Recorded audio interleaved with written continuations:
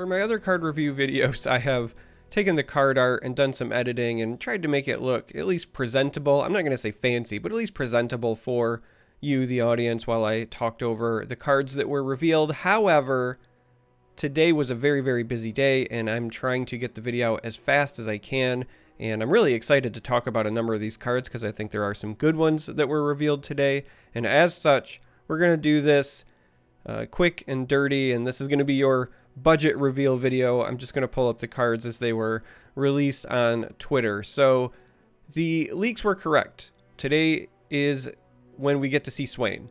Swain was, if you're not familiar, already kind of released / revealed on Reddit due to a bit of a mix-up. It was done in Polish and then folks translated it, but today we got the official Swain release along with some additional cards that were not in the leak. First off, let's just say, look at this majestic demonic pirate boy, right? Like this is a good-looking dude. Nice flock here, but I'm sure everyone cares more about the cards. So if you're one of the folks that has not seen the reveals, this is Swain. Swain is a 5-cost 3/6. This will be our Noxus champion in the upcoming expansion.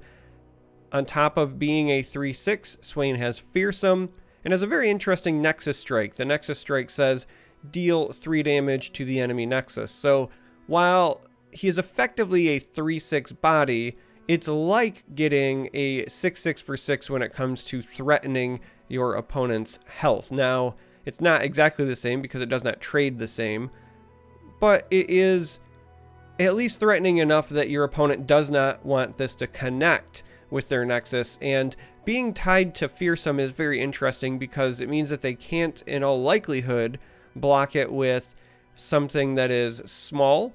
So when you play this, it's going to need to be blocked with something with at least 3 power. Now, it might be, a pesky 3/1 or a 3/2 and still kind of, chump block this. But they have to commit something more than, Hapless Aristocrat, right? The level up ability here is also really interesting. When we've done 12 non-combat damage this game, you level Swain up. And there's going to be a lot of ways that you can do that, both existing cards and some of these new ones, and we'll talk about that in just a moment. Now, when Swain levels up, gets the standard +1/+1 that most champions get, so is a 4/7, still has the Fearsome, but now says when we deal non-combat damage to the enemy Nexus, you stun the strongest back row enemy. But the Nexus strike gets quite an upgrade. It is now deal 3 damage to all enemies. So think the Anivia effect, but on steroids. This is what you would expect. If Anivia is a bird that becomes a stronger bird, and that bird wipes the enemy board pretty well with that 2 damage ability, Swain is like half man, half bird at this point. So you get man bird powers and it deals 3 damage to all enemies. This is a really powerful effect. Now, it's interesting because ever since the reveal, I've seen Swain mentioned in a number of potential landing spots. Some folks really want to run it in Yasuo because Yasuo can deal non-combat damage, essentially, when he stuns or recalls a unit. Well, not him, but when you as a player stun or recall a unit and he's present, he deals 2 damage to it or strikes them outright. But I don't think that's the right spot for Swain. Oh no, oh no. See, Swain wants you to be playing spells and other triggers that are very much going to be dealing large amounts of non-combat damage, because you want to be close to leveling Swain by the time you're playing him on 5 to get the best effect, or at least shortly thereafter you level him, and that gives you a pretty small clock for accomplishing it. Now, another place that I have seen Swain mentioned is in aggressive decks, and I understand that. He is very threatening on the enemy Nexus, as I said, and a common named pair would be Piltover and Zon. After all, there are a number of damaging spells there, but even if you Mystic Shot on 2 and you get excited on 3, and maybe you've also played 2 Boom Crew rookies on 4 and they both swing, you're still pretty far away from leveling Swain on curve, or even within a turn or 2. Now, you might pull it off in a turn or 2, but it's just, I don't think the right path. Now, the good news is Swain right in his own region of Noxus is getting some great tools for leveling him up. That's going to speed up the process significantly, and we'll look at those in just a minute. And as a result, I do think that pairing Swain with something like Piltover and Zon is possible, but I'm still not convinced that he's an aggressive card. I'm having a hard time buying that Swain is going to be better for you as an aggressive finisher than somebody like Darius who already exists. And the reason that I'm having that train of thought is because Swain is still pretty blockable. Yes, you have the fearsome, but you have to put extra work in. And Darius is not quite as resilient, does only have the 5 health, but has a very, very high attack total that gets even higher when they're low, and has that very pesky overwhelm. I really feel like Darius is going to be your better finisher in an aggressive style deck. That being said, I could see Swain in mid-range lists and certainly in some slower lists. Mid-range, the thing that comes to my mind is still potentially Piltover and Zon, but I think what you want to do is play around with the idea of giving him elusive. So something like Sumpworks map starts to make Swain look a whole lot more attractive, because then you don't have to worry about the fearsome. If you can guarantee you're hitting the enemy Nexus, not only are you dealing a lot of damage, but if you hit with a leveled up Swain, now you're controlling the board. This is one of those ways where you can play a bit reactive in the early to beginning of the mid stages of the game, and then use Swain as almost like a stabilizer as opposed to a finisher. You get your Swain leveled up, and then you connect once and turn the tide of battle. So I think Swain could fit there. As far as like control decks go, I think Freljord and Shadow Isles are both potential opportunities. Freljord has cards like Avalanche. Doesn't seem like that big of a deal, but if your opponent has 2 units and you have 2 units and you Avalanche on 4, that's 8 non-combat damage. So you're, 2/3 of the way to leveling your Swain just with the single Avalanche spell. With the reveal of cards like Ember Maiden, for example, Freljord's got another source of non-combat damage that's going to be consistent and reliable. When you combine it with trying to, potentially level up Sejuani, who also wants that, consistent damage to the Nexus, even on your off turns, that's going to be best accomplished with non-combat damage. So there is, I think, some potential there for sure. Shadow Isles I really like because you're already going to be running cards like Withering Whale. You're going to be running cards like Vile Feast. You're going to be running cards like Grasp. And that's where I think Swain would be more of a controlling card. Swain, in my mind, you could run something like Swain and Thresh in a Noxus Shadow Isles control deck, and you could have access to a number of AoE tools. I think that a deck like that would shine in a format where aggro, or go wide aggro specifically, so spider decks or battle arena decks, things like that. If those decks are prominent, then something like Noxus and Shadow Isles as a control deck together could actually be pretty good. So we'll have to keep an eye on that as well. But there's, again, more cards that were revealed that help Swain out.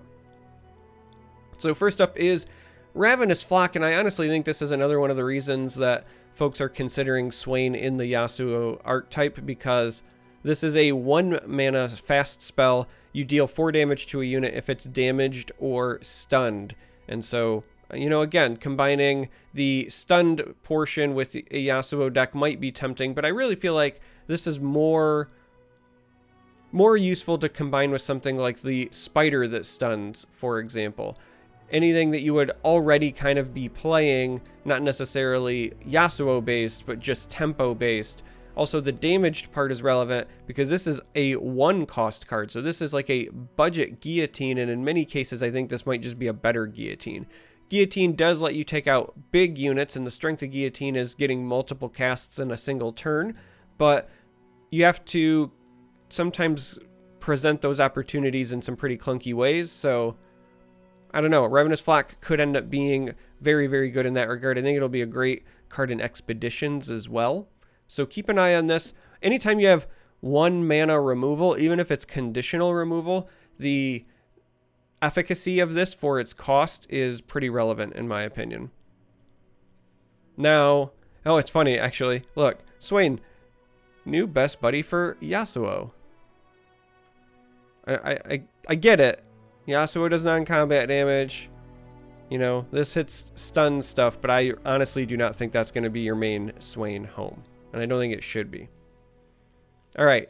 Noxian Fervor. This is, in my opinion, one of the 2 really good cards that were revealed, and this is also your best Swain enabler that we have seen thus far. So this is a 3 mana fast spell, and it deals 3 damage to an ally unit to deal 3 damage to anything. So this is very, very versatile. You can hit the enemy Nexus, you can use it as removal. The fact that it deals 3 damage to your own unit and 3 damage to an opposing unit means that just 2 of these resolving is enough for you to level up your Swain. Let that sink in. Just 2 Fervors resolving is enough to level up your Swain without any other non-combat damage abilities. That is massive. But more importantly, this is another potential tool that is an activator for certain archetypes. So if you are considering running Noxus with something like Demacia or Shadow Isles, this is a tool where you can start giving yourself a way to self-sacrifice units. Before, cards like Glimpse the Unthinkable were your staple for getting that done. Noxian Fervor is another way to accomplish that goal. If you have a Lucian Senna deck, right? And somebody either leaves one of them unblocked, or even if they do block one and you happen to also have Might, Fervor to kill one of them to give the other one double strike is incredibly cheeky. And then you can even use the Fervor to deal extra damage to the Nexus or use it to kill another opposing unit. Again, combining it with something like Might, which is already in Noxus, means that even if they did block that unit, you're going to get the overwhelm damage in. There are some pretty crazy burst combos when you combine this with Demacia that I think are going to be possible. Similarly, with Shadow Isles, this is another way that you can almost run like a better Black Spear. So the difference is in the timing, right? Black Spear is something that you can cast post-combat after you've made some trades. Hopefully they spent their mana, and then you're kind of like safely taking something out. But after it got bumped to 3 mana, it's fallen out of favor quite a bit. This has to happen in terms of the sequence of events a little bit sooner, but accomplishes effectively the same thing, but now you can target anything as a result. And on top of it, it can be an activator. So where Black Spear, you need them to kill one of your units. Sometimes smart players, if they're trying to play around cards like Black Spear, will just not block. Or specifically, if you've got something like Cursed Keeper and you're attacking with it, they might just not block. Fervor allows you to deal 3 damage to your own Cursed Keeper and then potentially nuke something. So again, the idea of using this as a self-activator for certain effects, you can also use this to trigger Last Breath effects. You can use this to deny targets from your opponent. We know that Ezreal decks have been incredibly popular lately, so this is a great tool for if you're playing an aggressive deck, let's say, and then they go to Mystic Shot one of your units. You can answer by then playing your own Fervor, which kills your unit because it was going to die anyway, deals 3 damage to them or some blocker that they might have had, but also denies them the target because your Fervor will kill your own unit before the spell goes off. This is very, very versatile. It's great with Swain. It's great without Swain. And I think that it's going to be played in a lot of archetypes. This is also really powerful in something like Prankster. So most Prankster lists, not licks. Sorry. Most Prankster lists have been running it with Piltover and Zon because it was a great source of additional burst damage. And then specifically, it combines very well with used Cask Salesman.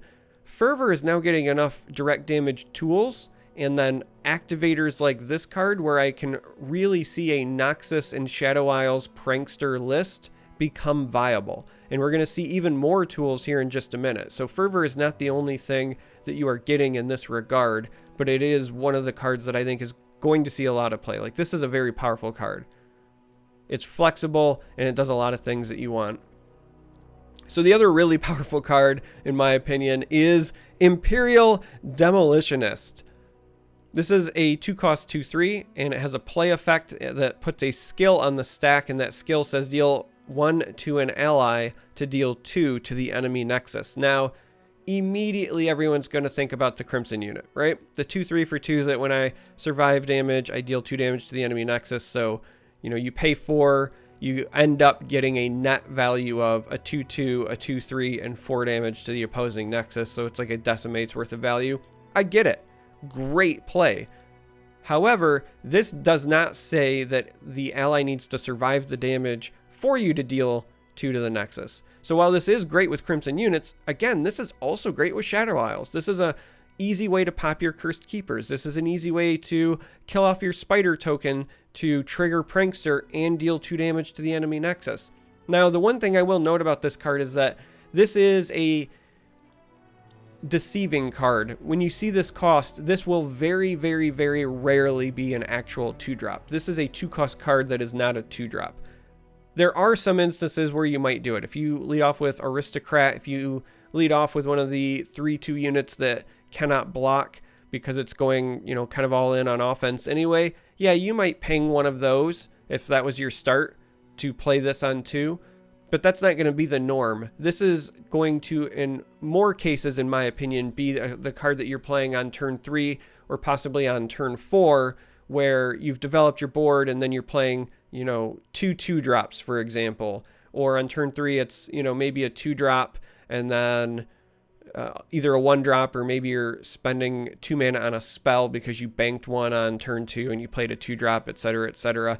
I just don't see this coming down on curve very often, but the effect is powerful. As I said before, you're going to see a lot of people focusing on the, you know, Battle Scars decks, the Crimson stuff, and this absolutely supports that. I do not want to rain on your parade. Go have fun with it, have at it, but just kind of go out of the box a bit, expand your thoughts, because this is great with Shadow Isles. This is potentially, again, really good with, you know, Demacia decks with Dawn Speakers and other similar things. Like, this is a really good card. This deals 10% of a Nexus's health on a play on a 2-drop, right? Like, this is beautiful. As somebody who loves aggressive proactive lists and has been playing a lot of Prankster lately, this is absolutely beautiful. This helps your Lucian, even if you're not killing your Senna with it to give him the immediate level up. You could again use this to kill one of your tokens, deal some damage to the enemy Nexus, but you also get that ally death so that Lucian's closer to leveling up. You can use this to kill one of your own units to help out your Callista in terms of leveling up. There is just so much that this card does, and I love it. I'm here for it. All right, now for the other two, and these are ones I'm less excited about. So next up we have City Breaker. City Breaker is a 4-cost 0/5, and it says on round start, you deal 1 to the enemy Nexus. Now, I don't like this card. This reminds me a lot of Boom Crew Rookie before it got the buff, and that card was garbage. Now, granted, that card had to expose itself. Old Boom Crew Rookie still only did the 2 damage to the enemy when it attacked, so it had to put itself in danger. This can just sit on the back line forever. And with 5 health, it's probably going to stay alive. 5 health makes it relatively safe from most direct damage options. And let's be honest, your opponent, your enemy, likely doesn't want to spend removal on this anyway. Like, yeah, you can kill it with Culling Strike. You can use more, you know, targeted direct removal. Something like Vengeance would be absurd. But the reality is that this is going to deal 1 damage to the enemy Nexus every turn. So it's almost like getting a 2/5 in value when you're talking about threatening the enemy Nexus, but it doesn't trade when it blocks. Even if you want to take into account something like Sejuani, right? Sejuani cares about you dealing direct damage to the enemy Nexus even when you are not attacking. This card feels really clunky at accomplishing that. Like, when you look at the power of some of the 4-cost cards that exist in the game, and then you look at this, I have a hard time ever feeling good about playing this on 4 or even just 4/4 later in the game. It is very slow. It does not help your board state. I don't know if I would run this if this said deal 2 damage to the enemy Nexus.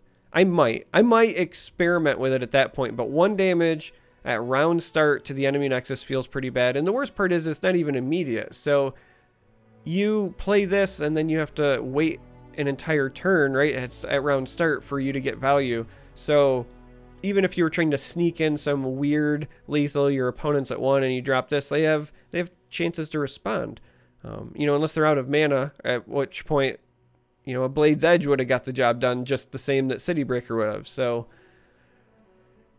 I'm trying to look at the positives. Normally I try not to just say, hey, this card is outright bad. I will say there is a strong possibility that there are other cards that exist that might make this more attractive. And the only reason that I say that is because we got to see Sejuani. Sejuani obviously cares about damage being done during your off turns, and it would be really weird if she was the only card that cared about that. I have to assume that there's going to be at least a couple of other cards that tie in. So if those cards are also good and it's more than just leveling up Sejuani, maybe this gets an uptick in value, but right now, this needs a lot of help because it is just not very impressive in its current state. And the last card that was revealed is the Leviathan. This is a big boat. So this is an 8 cost, 5/8 with Overwhelm.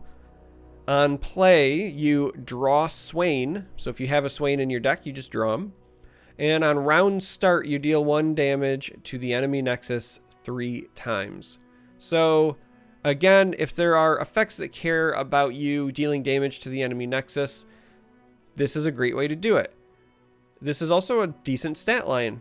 5/8 is big. The Overwhelm keyword, very attractive. This very well could be a solid finisher in certain decks, and I think that this is a great potential finisher in Expeditions. Now, the problem is that Noxus hasn't been very impressive in Expeditions as of late. Maybe it will get some additional help now, become more attractive, because again, I think this is a great finisher for a format like that. But for Constructed, I'm having a hard time simply because I think this is trying to do too much. On the one hand, you play this and you draw Swain, but you can't play Swain in the same turn. So like you're going to play this and then next turn maybe you play Swain, and then even if Swain is leveled up, because this is a round start ability, then it's the following turn where you get to use the 2 in synergy. Now, if you already have a Swain on the board and then you play Leviathan, you do potentially have the benefit because you are drawing a Swain who's then going to turn into whatever his signature spell is, and you might be able to use that right away. But using this to just search up Swain doesn't feel very great. And the 5/8, again, great stat line. You like the Overwhelm. This certainly starts pressuring the enemy Nexus, but it costs 8. And, you know, that's a hefty mana cost. 8 health makes it pretty resilient, but you're going to feel pretty bad if you spend 8 on this and it gets hit by like Will of Ionia. I'm trying to think of like what the real positives are. When I compare the potential damage output, so again, the 1 damage to the enemy Nexus, that's cheeky. If you have something like Funsmith on the board, that starts becoming 6 every turn. But when we're talking about the stage of the game that this is in, I keep asking myself, you know, is this card better than something like Ledros, for example? Ledros, you're not going to have the consistent direct damage round after round, but you deal a huge chunk, you get a big body, and it has Fearsome. Now, Overwhelm is probably more consistent with dealing damage than the Fearsome. You can still, quote-unquote, chump block the Fearsome, but Ledros also returns back to your hand, so it's a consistent threat over and over, helping you to close out games, where Leviathan, you know, again, you play Leviathan, it gets willed, you play Leviathan, it gets hit with Vengeance, you're not getting the same level of value. Now, it does replace itself, in theory, because you draw a Swain, but I don't know. If the Swain control decks become a thing, so as I was talking about earlier, I could see a Noxus Shadow Isle control deck being a thing that does exist if we have an aggressive meta, because I think that there's a lot of tools there for fending off aggro decks. If that ends up becoming a reality, then this could be your top end finisher, and it might even be more consistent than Ledros in those cases. But if we're in an existing meta like we are now, where it is a slower meta and you're dealing with more Karma style decks, in my opinion, a card like the Leviathan becomes less attractive. Because you're going to play this on 8, even if you play this on 8 and you get the full swing for 5, on 9 and on 10, you've potentially done, 6 more damage with the round start triggers. Maybe you've attacked a few times. This is assuming you've had 0 disruption. You've got to close out the game before they get their combo off on 10 or, maybe round 11 from the Enlightenment from Karma. So I don't have high hopes. I will say I could be wrong. This is the one I'm most on the fence about because I think that it's going to require some testing. I think that just right now my gut reaction says that it is going to be pretty strong in expeditions and it might fit into, 1 or 2 decks, but I think that it's going to really be a more meta dependent call. I do not think this will be like universally good. But also there's always that caveat with card reveals, which is you have to see everything and have that full picture, right? They could reveal some other cards tomorrow and this could go from being, middle of the road to being amazing. If we get more cards like Funsmith, or if we get cards that ramp up in power for every time that damage has been done to the enemy Nexus, like in a turn. Like imagine a card that gets plus, imagine it's it's an overwhelm unit, right? It's a 2/2 for 2 or something silly, but it gets +1/+1 every time you deal damage to the enemy Nexus, which would be kind of an interesting designed card because everything in Runeterra resolves left to right. So that's the sort of thing where attack positioning matters because you would potentially want that all the way to the right so that if other units hit the enemy Nexus, it grows mid-combat. And something like this would also let it get buffed up before you even get to the combat phase. And I don't even know if that would be a balanced card, mind you. I'm just throwing out this as a mental example, so don't hone in on the values or the numbers. Just the idea of that kind of card existing could increase the viability of a card like Leviathan. That's what I'm trying to say. So anyway, that's it. Those are the Noxus cards that were revealed. I think there's a lot of good stuff in here in terms of Demolitionist and in terms of Fervor really helping out the aggressive decks. Those are decks that I think need the help. They have not been in a great spot in terms of the meta as of late. I think Swain is at least interesting enough that folks will certainly try to build around him. Whether or not he, finds a true competitive home, I think will depend on other supporting tools. But he's interesting enough that I want to deck build with him. And I think that's, and if I'm being honest, that's the entire goal of any champion, right? So far, all of the champions that I've seen have done a phenomenal job of making me want to build around them. I would say with the exception of maybe Quinn, my gut reaction is that Quinn is still very difficult to get to level up and trigger. I think that she's got the most work cut out for her in terms of making use for her ability. However, Maokai, and again, you guys are going to make fun of me for my accent, whatever. The tree, the malevolent tree, and Swain here have me really excited in terms of deck building. Sejuani has me excited for deck building. I'm really looking forward to, what we see from the other regions. I like what I've seen so far. Hats off to the Runeterra devs, because every time they do these, I immediately start deck building in my mind, and ultimately, that's what makes cards fun. So, anyway. Let me know what you're excited about. I really enjoy hearing from folks. Let me know if I'm wrong about Yasuo, because I'm going to be honest, I do not think that's where Swain ends up. I know folks will try it. So, Lord Magnazone, if you are watching and you're this person here and you say Swain is the new best buddy for Yasuo, you tell me why I'm wrong, but I think that the 2 damage that you get from Yasuo's ability is too slow, and I think that by the time that would be relevant for Swain, the game is already long over. I just don't know how he accelerates your Yasuo game plan. I think Yasuo decks are better off without Swain, is what I'll say in that regard. So if I'm wrong, let me know why I'm wrong. And if I'm right, then let me know why I'm right. Let me know what you're excited about. Are you like me? Are you a Smork Master? Does Imperial Demolitionist make your mouth water the same way it makes mine? Because I'm excited. Anyway, if you made it this far, thanks for watching. I appreciate it, and till next time.